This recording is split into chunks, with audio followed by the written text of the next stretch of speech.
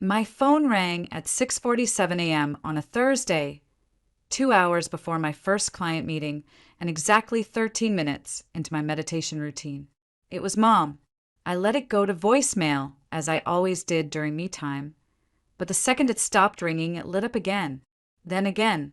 3 calls in under 5 minutes meant something had gone wrong, or someone wanted something. Either way, I had a sinking feeling I already knew who it involved. I swiped to answer, balancing the phone between my shoulder and cheek as I poured coffee into the mug with Control the Controllables printed in gold. Vivian. Mom's voice sounded overly bright. That fake kind of sweet she used when she was about to drop a bomb, but wanted to sound like it was all good news. "I'm here," I said warily. "We have a little update from Jenna," she began, using that sing-song voice that made me grit my teeth. She and Sean finalized the van renovations, and they're ready to start their big adventure. I didn't respond right away. I took a slow sip of coffee instead. Mom filled the silence with unnecessary enthusiasm. "They're planning to leave Arizona next week." Ask me. "Well, we figured you'd say yes. Family helps family."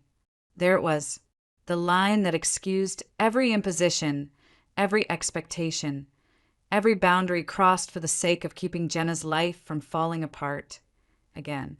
I swallowed the familiar burn of frustration. "You mean like I helped pay for their wedding? Or the kids' school funds? Or the fridge when it broke? That kind of help?" She huffed. "Why are you bringing all that up now? This is different. They're in crisis." "No, Mom. They're in consequences." Silence buzzed on the line. I could almost hear her frown. "So what are you saying?" "I'm saying you need to stop making plans for my life without including me in the conversation." "Oh, come on, Vivian," she snapped. "You live alone in a 2-bedroom with a home office. You've got the space. You've got the money. Jenna and Sean are out there chasing their dreams. You're sitting on all this room." I felt something break a little inside me. The same conversation, replayed for years like a scratched record. "I worked for this, Mom. I planned for it, saved for it.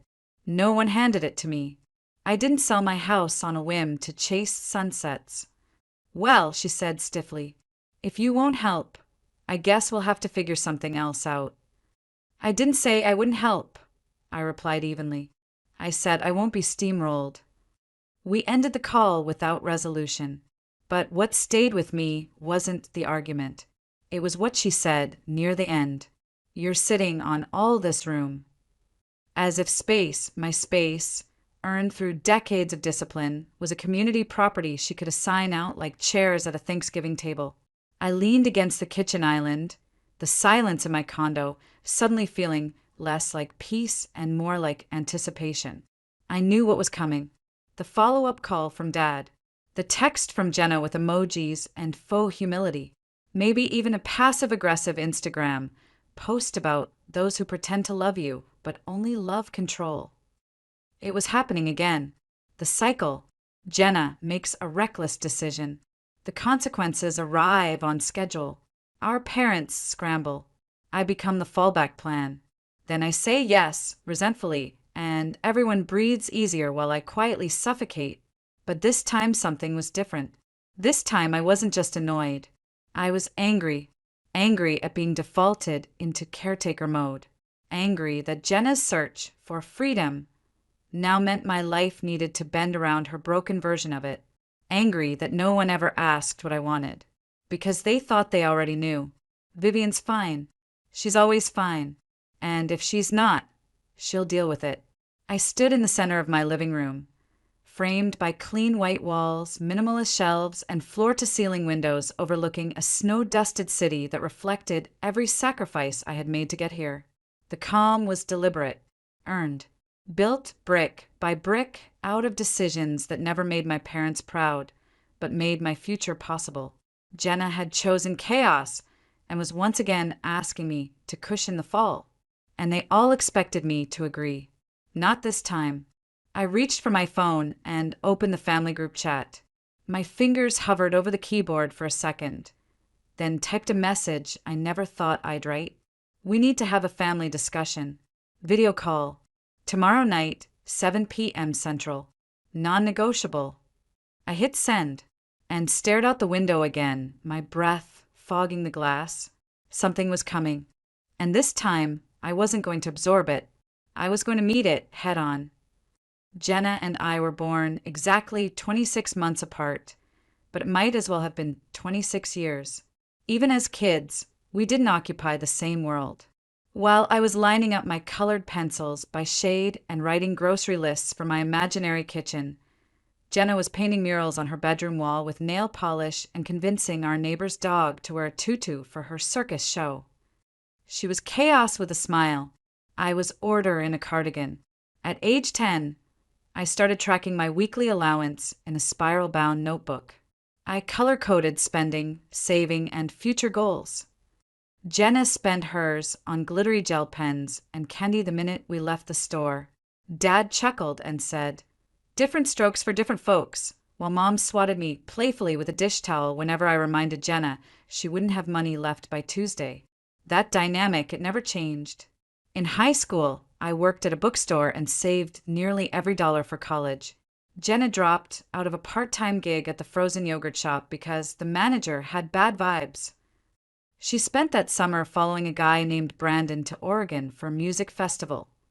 Came back with a nose ring, no tuition money, and zero regrets. I didn't say anything. I just worked extra shifts and reapplied for more scholarships. By the time I was 23, I graduated with honors and started my first job in financial consulting. Jenna had already dropped out of 2 majors and moved through 3 boyfriends. Mom said she was still finding herself. Dad said, "She's got your mother's spirit." I was never sure whether that was meant to be a compliment or an apology. At 25, I bought my first condo. Nothing huge, but the down payment was all mine. I remember bringing Jenna over to show her the place. She laughed when she saw my spreadsheet taped to the fridge, projecting monthly expenses and goals for the next year. "You're such a nerd," she said, flopping on my couch. "You know you're going to die alone with your charts, right?" I smiled like it was a joke, but something about the way she said it lingered. Then came Sean. At first, I was hopeful. He was quiet, hardworking, the kind of guy who showed up early and asked questions about interest rates. They moved quickly, rented a place, got married. The ceremony was small but sweet. I paid for most of it when their vision outpaced their budget. I told myself it was an investment in Jenna's stability. A year later came Ella, then Noah 2 years after that. I loved those kids like my own. They were smart, warm, curious, and astonishingly adaptable for children raised in what could only be described as creative unpredictability. I started college funds for both of them when Jenna shrugged and said, "We'll figure it out later." That's the thing, later was her favorite timeline. It excused everything. Later, they'd settle down. Later, she'd get serious. Later, things would be better. I kept waiting for later to show up. 3 years ago, they bought a modest little house in the suburbs outside St. Paul. A bit rundown, but it had a yard and good schools. For the first time, it looked like Jenna had planted her feet. She FaceTimed me, giddy, showing off Ella's purple bedroom and Noah's dinosaur shelf. "I finally get it, Viv," she said. "Being a mom, it roots you, you know." I wanted to believe her. I really did. Meanwhile, my own life stayed steady. I didn't get married, didn't have kids. I dated sometimes, but never felt compelled to rearrange my life for anyone. I liked my quiet mornings, my clean apartment, my weekend hikes alone. And deep down, I knew, if I ever fell, there'd be no one there to cushion the landing. So I built a life where falling wasn't an option. But the family pattern continued. When Jenna's fridge died, I loaned them $1,200. When Sean's truck broke down, I researched affordable mechanics and drove him myself. When their daycare closed suddenly, I canceled a client call to babysit. Each time I told myself, it's just this once. They're just struggling right now. But right now had been going on for a decade. The resentment didn't come in a flood. It dripped in, quiet, constant, until it was everywhere. Still, I never confronted it. Because if I said something, if I pointed out the imbalance, I'd be the bad guy. The uptight one. The sister who doesn't understand love or adventure or what really matters. So I swallowed it until Dr. Colleen Meyer, my therapist, tilted her head one day and said, "Vivian, what if the problem isn't just that your sister expects too much, but that you've trained everyone to expect it?" The words hit harder than I expected, because she was right. I'd spent my life being the net beneath their trapeze. And maybe they'd stop checking if the wire was strong, because they always assumed I'd be there. The van, the tour, the freedom chase, it wasn't new. It was just the loudest version of a story I'd been living since childhood. Only now it was crashing into my front door. The signs were there before the van ever hit the road. I just didn't want to see them. It started subtly. Jenna's Instagram, transforming from chaotic snapshots of finger-painted walls and messy pancakes to curated grids of camper vans beside waterfalls. Quotes like "the universe rewards the brave" and "own less, live more" began appearing under photos of strangers living barefoot in national parks. Then came the Pinterest boards, van life dreams, freedom layouts, off-grid kitchens. When I asked what this was all about during a family barbecue, she barely looked up from her phone. "Don't you ever get tired of being in the same place every day?" she asked, eyes fixed on a photo of a couple grilling vegetables beside a lake in Colorado. "Not really," I said. "I like my routines." She glanced at me, pity softening her face. "That's sad, Viv. There's so much more out there." I could have snapped back, told her that being rooted wasn't the same as being stuck. But instead, I asked how the kids were enjoying their new school. A safe pivot. Classic me. Looking back, I wish I hadn't let it slide. 2 weeks later, during Sunday dinner, they announced it. "We've listed the house," Jenna said with a breathless grin, holding Sean's hand across the lasagna-filled table. "Dad's fork paws midair. Are you moving somewhere bigger?" Her eyes sparkled. "We're hitting the road. Selling everything. Going full van life." There was a beat of stunned silence. Then Mom clapped like they'd just revealed a pregnancy. "What an adventure," she beamed. "What a gift for the kids." I looked at Ella and Noah, both staring down at their plates. Noah poked at his peas like they might explode. Ella's lips were pressed into a line. Neither child smiled. "And school?" I asked carefully. "We'll road school," Jenna replied, waving her hand. "They'll learn more seeing the Grand Canyon than in some fluorescent-lit classroom." Dad asked where they'd live. "We're getting a Sprinter van," she said proudly. "Full conversion, solar panels, compost toilet, even a skylight." Sean gave me a strained smile and a sip of wine that looked more like a gulp.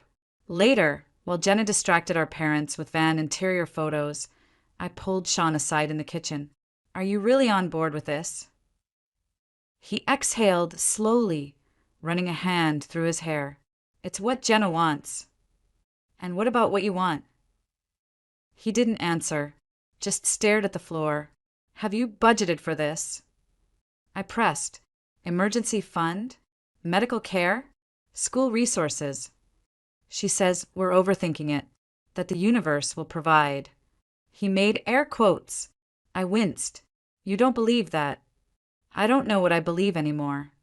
The house sold within 3 weeks. $40,000 over asking. A solid cushion if they were smart. But instead of setting aside funds for emergencies or temporary housing while they prepped the van, Jenna went all in. And she documented every minute of it. "Meet our new home," she posted, posing beside the $60,000 silver Mercedes Sprinter. "Let the freedom journey begin." Over the next month, her feed lit up with updates. Custom cabinetry made of reclaimed bamboo, solar panels, a $900 compost toilet, hand-sewn curtains from an Etsy shop in Oregon, fairy lights, wall murals, hashtags like hashtag escape the matrix and hashtag vanfamvibes. Each photo looked like a magazine spread. Perfect angles, warm tones, captions about liberation and choosing experiences over stuff. But the kids never smiled. Ella's bright energy dulled to polite stares. Noah, who used to carry around 7 different dinosaur figurines, now clutched a single T-Rex in every picture. When I asked about it over coffee one morning before their departure, Jenna laughed. Storage is tight. We each got one bin. They'll adapt. Adapt. That word again. I tried to broach concerns gently about schooling, healthcare in remote places, vehicle breakdowns. You worry too much, Viv, she said, rolling her eyes. That's why you're stuck in the corporate wheel.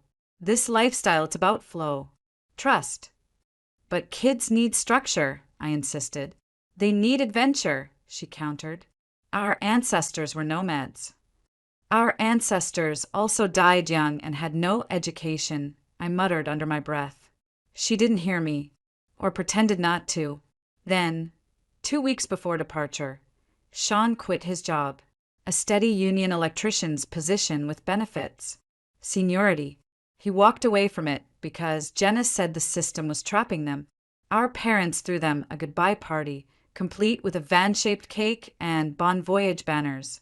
I stood in the corner, clutching my wine, watching Jenna toast to living intentionally. Her eyes sparkled. Sean's didn't. Aren't you proud of her? Mom asked, slipping beside me. Taking control of her life like this? I bit my tongue. It looks more like abandoning responsibility. Mom's smile dimmed. Not everyone wants your boring life, Vivian. There it was. Again. Boring. Funny how no one calls it boring when they need help paying their electric bill. As they pulled away in their glittering van 2 days later, Ella's face pressed against the window, I felt a stone settle in my gut. Something told me I'd be cleaning up the wreckage before the year was out. At first, it all looked like a postcard. Jenna's social media turned into a travel journal. Sunrise yoga beside mountain lakes, Sean grilling over a portable stove, Ella and Noah spotting wild horses in Wyoming. Every photo was drenched in golden light, every caption laced with wanderlust and wisdom. Don't just exist, live. Our kids will remember the moments, not the math worksheets. And maybe for a moment, I let myself believe she'd done it, that she'd cracked the code. That maybe, just maybe, I was the one missing out. They seem happy, I admitted to Dr. Meyer during one of our sessions. She tilted her head, slightly. Social media rarely tells the full story. Are they really happy, or are they just curating happiness? That question sat with me longer than I expected. When I texted Jenna, her replies were breezy and vague. Best views ever. We're learning so much from nature. She never answered direct questions about schoolwork, medical access, or budgeting. And I still hadn't spoken to the kids. They're busy soaking in the moment, she said when I asked. Less screen time, more real life. But then the post slowed down. The golden glow dimmed. One day it was a photo of their cramped van with clothes strung across the interior like a makeshift laundry line. The caption read, "Van life isn't always pretty, but it's real." Another post showed a cracked dish in the sink and the kids eating cold soup from paper bowls. Minimalism means gratitude, Jenna wrote, followed by a string of sunset emojis. The comment section changed too. Followers went from admiring to concerned. Are the kids still in school? What happens when it snows? Do you have a backup plan? Her answers were increasingly defensive, more spiritual than practical. We trust the universe. Education is everywhere if you know how to see it. This isn't for everyone, it's for the brave. Then came the van trouble. The first time Dad mentioned it casually on the phone, just a little engine issue. I knew it wasn't little. I asked how much it cost. He hesitated. $3,000. But it's fine. They'll get back on their feet. $3,000 on a van repair in the middle of nowhere. Where did they get that kind of money? I asked. He cleared his throat. We helped a little. Not much. Which, of course, meant Too much. My concern grew with every call. The kids were bored, according to Dad. Ella missed her old teacher. Noah asked about his friend Aiden from preschool. My mother brushed it off. They're adjusting. But even she didn't sound convinced anymore. Then, one night, my phone rang at 11:30, 6 p.m. Jenna. I stared at the screen for a beat before answering. Is everything okay? She sounded smaller than I'd ever heard her. We're having a rough patch. A rough patch. I sat up in bed. Where are you? Some town in Utah. The van needs another repair. Campgrounds are more expensive than we thought. Gas is insane. Sean hasn't found steady work yet. And. She inhaled shakily. Could you loan us a couple thousand? Just until next month. Once Sean gets another job lined up, we'll pay it back. I closed my eyes. Have you done a new budget? Vivian, please. Jenna, I'm not saying no. But I'm not just wiring money again without understanding the full picture. You're asking for more than money. You're asking me to keep this lifestyle afloat. I need to know where it's going. Silence stretched. You've got plenty, she said finally, her voice sharpening. You live in a high-rise. You drink fancy coffee. We're your family. That's not what this is about. Yes, it is, she snapped. Forget it. We'll figure it out ourselves. She hung up. The next morning, she posted a filtered photo of a desert sunset with the caption, "Some people will never understand freedom over security. Their loss." I didn't reply, but I noticed something else. Her parents, my parents, had transferred $1,500 to her account that very same day. I only knew because Dad called to tell me proudly, like they'd solved something. Family helps family, he said again. Yes, but at what cost? Weeks passed. Their posts became infrequent, defensive. They praised simple meals, while showing paper bowls filled with beans and rice. Sean appeared less and less in photos. Jenna stopped tagging locations. The beautiful vistas gave way to generic parking lots and cold concrete backgrounds. On a video call with Mom, I saw something that broke me. Ella shuffled past in the background, hair tangled, clutching a tattered workbook. Hi, sweetheart, I said, quickly waving. How's road school? She looked down. We don't really do school, she mumbled. Mostly just driving. Before I could ask more, Jenna swooped in and whisked her away, glaring at the camera. October arrived, and with it, cold nights.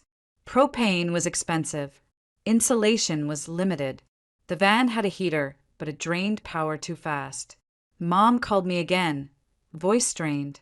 They just need a little more time to adjust. No, I said. They need a plan. This isn't sustainable. But I knew what was coming next. They were spiraling, and I could feel the weight of everyone's expectations just waiting to land squarely on my doorstep. It was a Tuesday morning when Mom let it slip. The van's back in the shop, she said, voice hushed as if that would soften the absurdity. The transmission's gone. $12,000. I stopped walking. The coffee I had just bought went cold in my hand. 12,000. I repeated. It's a Mercedes, she said, as if luxury made it reasonable. They didn't realize repairs would be so. Of course they didn't realize, Mom, because they didn't plan. She went quiet. And where are they staying now? Some motel near Flagstaff, $49 a night. They can't drive anywhere until it's fixed.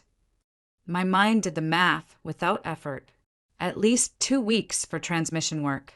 Motel bills, food, gas, living expenses. They were looking at over $3,000 just to survive while waiting for a van they could no longer afford to maintain. They're considering tapping into their retirement, she added quietly. No, I said sharply. Absolutely not. She didn't answer. That night, I received another call, this time from Jenna. Her voice was raw, like the last layers of pride had finally burned away. You were right, she said, almost choking on the words. This was a mistake. All of it. I sat down slowly. Tell me what's happening. It came pouring out. how they were down to their last $200, how Rick's temporary job barely covered food, how the kids were falling apart, nightmares, anxiety, no schooling, no routine, just long days of driving and longer nights pretending everything was okay. I ruined it, she whispered. The house, Rick's job, the kids' stability. I ruined everything. I didn't say, I told you so. I didn't lecture. I just asked the question I'd never dared to ask her before. What do you want to do now? She hesitated. Rick says we should sell the van and start over. Find a cheap apartment, but that feels like failure. It's not failure to admit something isn't working, I said gently. It's wisdom. We can't even afford first and last month's rent. No landlord will take us with no job history. There it was, the corner they'd backed themselves into. No home, no credit, no savings. Just hope clinging to the edge of collapse. I'll help you find a plan, I told her. But it has to be a plan that works. She went quiet again. Then finally, I'll think about it. But the next morning, Mom called. We talked to your father, and we're going to help them pay for the repairs. I froze. With what money? Our credit card. You're going to max out your credit card to fix a van they can't afford to live in. We don't have a choice, she said stiffly. There were other choices, I snapped. Practical ones. You've always been hard on Jenna. Not everyone has your advantages. My hand shook. My advantages? You mean my career? My savings? I earned those. More silence. Then the final blow. We were thinking, with your extra bedroom and home office, there's space for all four of them to stay with you, just until they get back on their feet. I stared at the phone like it had grown teeth. You want them to move into my home? Well, we might have suggested it was a possibility. I didn't speak. I couldn't. You told her this was happening, I said finally. Silence again. You made this decision for me. She's your sister, Vivian. She needs you. No. What she needed was accountability. And what I needed was a full stop. I ended the call. Then I opened the family group chat and typed, We need to talk. Video call. Tomorrow. 7 p.m. Central. Everyone. When the screen lit up the next evening, I sat at my kitchen table. Laptop open, jaw clenched. One by one, they joined, Mom and Dad in their living room, Jenna in a dim motel corner, Sean somewhere between exhaustion and embarrassment. Thanks for making time, I began. We need to address some serious miscommunications. If this is about us staying with you, Jenna jumped in, we promise we won't be a burden. Rick and I can sleep in the guest room. The kids can share the office. We'll be quiet. No, I said firmly. You misunderstood. I never agreed to this arrangement. I was told this was happening. That's not the same. My mother's eyes narrowed. Vivian, this isn't the time to be selfish. I'm not being selfish. I'm setting a boundary. A boundary? Jenna scoffed. You live in a luxury condo and you're telling us there's no room. I'm telling you it's not sustainable. It's not realistic. And it's not happening. Everyone froze. You have space, Dad said quietly. And money. Would helping them for a few months really be so hard? It's not about hard, I replied. It's about what actually helps. Enabling bad decisions doesn't. Throwing money at dysfunction doesn't. Turning my home into an overcrowded boarding house definitely doesn't. Then, the unexpected happened. Sean cleared his throat. She's right, he said softly. Jenna whipped her head toward him. What? She's right, he repeated louder. We've made one bad decision after another. And every time, someone's cushioned the fall. Mostly you, Vivian. Jenna gaped. How can you say that? I can say it, he said, because I'm tired. Because I watched you spend thousands on a luxury yoga retreat instead of fixing the van when it first made that noise. Because I watched you buy new outfits for Instagram while Ella cried herself to sleep in the van. He turned to the camera. This isn't freedom. It's a mess. And Vivian's the only one who said it out loud. No one moved. No one spoke. Finally, I looked at Jenna. I'm willing to help, I said softly. But not like this. I can help you find a place. I can help with first month's rent. I can help build a real plan. But I won't give you my home. For once, Jenna didn't argue. She just stared at the screen, eyes hollow, and logged off without a word. My parents followed, faces pinched with anger and disbelief. Only Sean remained. Thank you, he said, voice quiet but clear, for saying what needed to be said. Then he was gone too, and I was left alone, finally, fully, but for the first time, on my own terms. After the video call ended, I sat there for a long time, staring at my reflection in the black mirror of my laptop screen. My heart was pounding so hard it felt like I'd run a mile. But the apartment around me was quiet, eerily quiet, the kind of silence that follows an earthquake. I'd done it. I had said no, not softly, not with disclaimers, not with a nervous laugh and an apology. Just no. And it felt like the most terrifying and necessary sentence I had ever spoken in my life. For the next few days, the fallout came in waves. First was the silence. No texts, no calls, no emails from anyone in my family, like I'd been airbrushed out of a group photo. Then came the guilt, not from them, at least not directly, but from the voice inside my own head, sharpened over years of being the reliable one. Was I really turning my back on my sister's kids? Was I letting them sleep in a van so I could keep my office space? The thought twisted in my chest, even though I knew better. I reminded myself what Dr. Meyer had said. Saying no isn't cruelty, it's clarity. Still, the house felt colder than usual. The lake outside looked grayer. Even my condo, once a sanctuary, felt vaguely accusing, like I owed someone something for having built it with intention. But then something shifted. On Friday night, I got a text. From Sean. Motel lobby. 8 p.m. your time. Melissa's taking the kids to the pool. Can we talk? It was simple, direct, and somehow hopeful. When his face appeared on the screen, he looked different. Tired, yes, but also clearer, sharper, like something had clicked into place after years of drifting through fog. How bad is it? I asked quietly. He laughed, but it wasn't bitter this time. Just weary. Worse than we've let anyone know. The van's fixed, but barely. Motel costs are draining us. Melissa still thinks if we just hold out, the universe will reward our commitment. And the kids? He hesitated, then looked straight into the camera. They're breaking. I didn't ask for details. I didn't need them. Instead, I opened the spreadsheet I'd prepared the night before. I'd found a few apartments near Flagstaff, 2 bedrooms, modest but clean, ranging from $850 to $1,100. Most were near construction sites that listed openings for electricians. I've run some numbers, I told him. If you can get steady work, even at entry level, you'll be able to cover rent and essentials. If you sell the van, even at a loss, you'll have enough for first and last month, plus basic furniture. He blinked. You did all that. I couldn't sleep. He leaned back, exhaling slowly.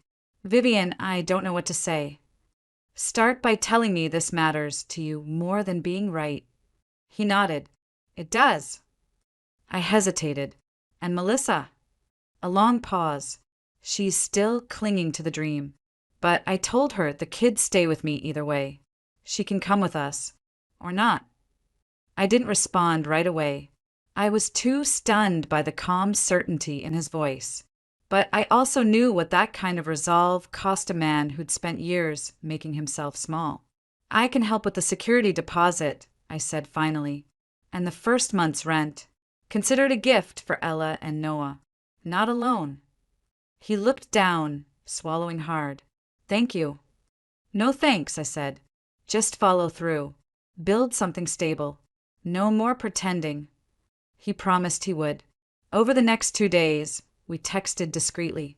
Sean toured a few apartments, settled on a quiet two-bedroom on the edge of town.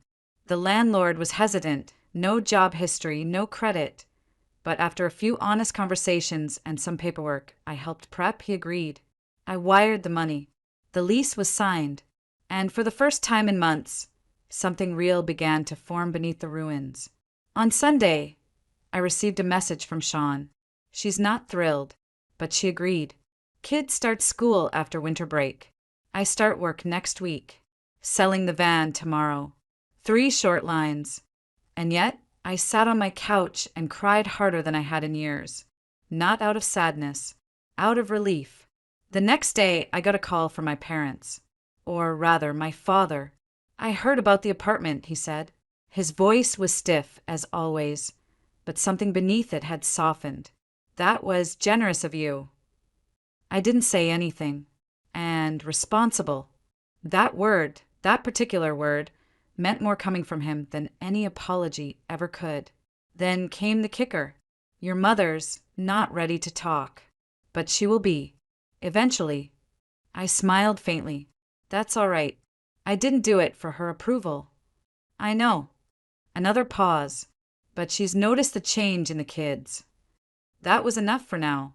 Later that evening, a photo popped up on my phone. Ella and Noah standing in an empty apartment, holding a handwritten sign that said, "Thank you, Aunt Vivian." No emojis, no filters, just 2 small, tired, hopeful faces, and a beginning. The van sold for $18,000, far less than Jenna had hoped, but enough to furnish the apartment and clear the last of their credit card debt. Sean picked up a set of second-hand bunk beds for the kids, a used dining table, and a modest couch from a thrift store in town. He sent me pictures as each item arrived, quiet proof that things were being rebuilt one piece at a time. The apartment wasn't much. Beige carpet, off-white walls, a tiny balcony that overlooked the parking lot. But it had heat, running water, and a lease with Sean's name on it. More importantly, it had bedrooms with doors, clean beds with real pillows, and a kitchen that didn't run on propane. Ella and Noah started school just after the new year. The school counselor reached out to Sean with concerns about Ella's social anxiety and Noah's academic delays. He didn't ignore it. He asked questions, filled out forms, scheduled meetings. For the first time since I'd known him, Sean looked like a man who wasn't just reacting to life, but participating in it. Meanwhile, Jenna was quieter. I didn't hear much from her in the first few weeks after they moved in. Her Instagram fell silent, the once daily posts vanishing altogether. No inspirational quotes. No sunlit photos of mountain ranges or one-pot vegan meals. Just nothing. Then one afternoon, a text arrived from an unknown number. "Hey, it's me. I'm using a new number. Just wanted to say the kids like school. Ella made a friend. His name is Derek. That's all. J, no punctuation. No emojis. But something about it felt more honest than anything she'd posted in months. I didn't respond immediately. I wanted to, but I needed to be careful. Just because someone is walking beside you again doesn't mean they won't veer off the path when things get hard. Dr. Meyer had warned me, helping someone find ground is different from letting them stand on yours. So I waited. Then, 2 weeks later, a second message came. Found a part-time job at the bakery down the street. Not glamorous, but it's warm, and they give us leftovers sometimes. I smiled at that one, not because it was triumphant, but because it was real. From that point on, we found a rhythm. I didn't push. She didn't overshare. Slowly, she began rebuilding her relationship with the kids, this time not through van adventures or sunrise selfies, but by showing up every day, by packing lunches, checking homework, reading bedtime stories. One Sunday afternoon, I got a photo from Sean. It was Ella holding up a Student of the Month certificate, her gap-toothed grin stretching from ear to ear. Her hair was brushed. Her eyes were bright. Her t-shirt read Future Astronaut. Underneath, the caption simply said, "She's thriving." I forwarded it to my parents. There was no reply from my mother. But my father sent back a thumbs up emoji. For him, that was practically poetry. By February, Sean had earned a promotion, moving from day labor to supervising small electrical projects. The construction company liked his work ethic, and he liked having a job that let him come home by 5 p.m. each day. They were still living tight. Every dollar mattered, but the difference between barely surviving and rebuilding with purpose is like night and day. Jenna struggled more than he did. She missed the van in ways that surprised me, not the lifestyle necessarily, but the illusion of movement. The idea that something better was always just one highway away. Settling down meant facing herself in a way the road never required. But she tried. I saw it in the way she started asking for grocery lists instead of cash, in the way she mentioned therapy, once quickly and never again, but it mattered, in the way she no longer flinched when people talked about next week or next month. It was slow, uneven, but it was growth. One afternoon in late March, I visited. I didn't tell them ahead of time. I just showed up with a bag of groceries and a cautious heart. Ella tackled me at the door. Noah peeked around the corner, holding a science project made from paper towel rolls and duct tape. Sean gave me a tired smile and a hug that felt real. Jenna lingered in the kitchen, wiping down counters that were already clean. "Thanks for coming," she said, not looking at me. "Thanks for inviting me," I replied, even though she hadn't. We sat on the couch after the kids went to bed, drinking peppermint tea in mismatched mugs. The silence was awkward at first. Then, out of nowhere, she said, "I'm still mad that it took all this for you to finally say no." I blinked, but I'm also glad you did. She looked down at her tea. If you hadn't, I don't think I ever would have stopped running. I didn't know what to say, so I said the truth. I wasn't trying to change you. I just couldn't let you take me with you. "I know," she said, and that was enough. When I left the next morning, Noah handed me a drawing. It was stick figures, one tall with brown hair, two little ones, and one with long red hair labeled Aunt V. Underneath, he'd written in shaky block letters, "We have a house now." I tucked it in my purse like it was made of gold, because in some ways it was. Thanksgiving came early that year, not on the calendar, but in spirit. Instead of hosting the family in my condo like years past, I booked a flight to Flagstaff. It was practical. Melissa and Sean still couldn't afford travel, and I didn't want Ella and Noah crammed into an airport line the day before a holiday. But it was also symbolic. This time I would come to them, not to rescue, not to fix, but to visit. When I arrived, the apartment looked lived in. Crayons scattered on the kitchen table.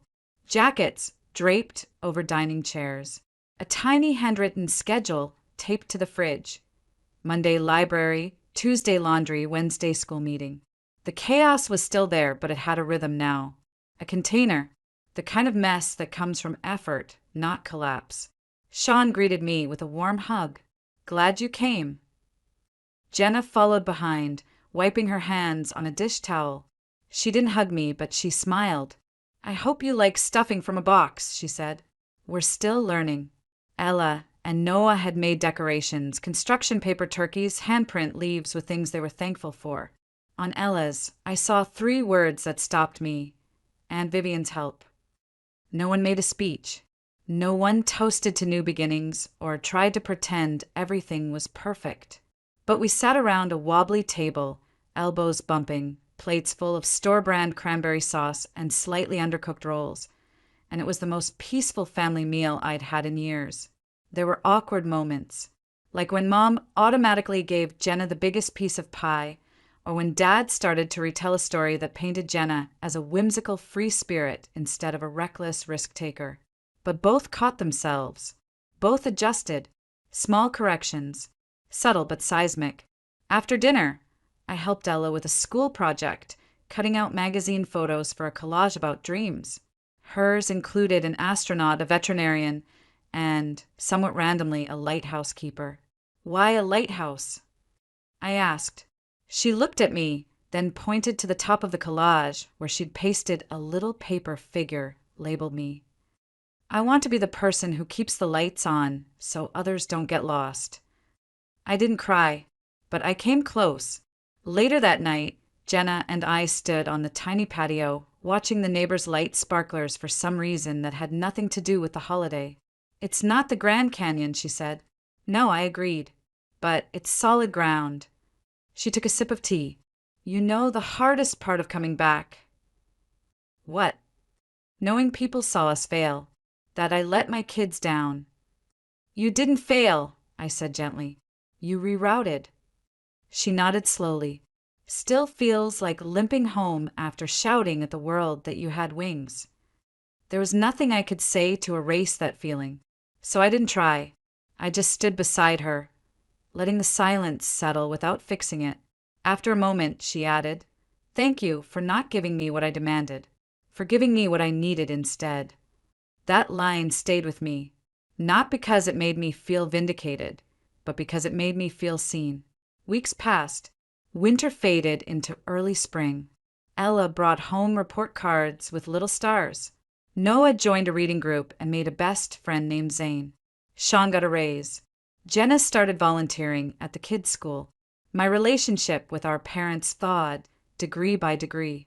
Dad began asking financial advice again, his version of peace offering. Mom called to ask what she could do to help with the kids. She even said, I'm sorry once in a roundabout way. I've been thinking about what you said, she told me one afternoon. About boundaries, about enabling. My mother did the same thing to me. Always saved me, always stepped in. Maybe I was just repeating the only thing I knew. It was the closest she'd ever come to admitting a pattern, and it was enough. Melissa and Sean started couples counseling. Slowly, awkwardly, they began addressing what had driven them into that van in the first place. Not just the dream, but the avoidance, the fear, the fractures between them that Instagram filters couldn't hide. And as they rebuilt their relationship, I rebuilt mine with myself. For years, I thought being dependable meant being available, that being strong meant absorbing everyone else's collapse. But it didn't. Not really. Being strong meant holding your shape, even when others leaned too hard. Thanksgiving wasn't the end of the story, not even close, but it was a turning point. It was the first time we sat around a table and didn't pretend we were something we weren't. The first time we shared a meal without roles. No fixer, no mess, no martyr, no hero. Just people, just family, just enough.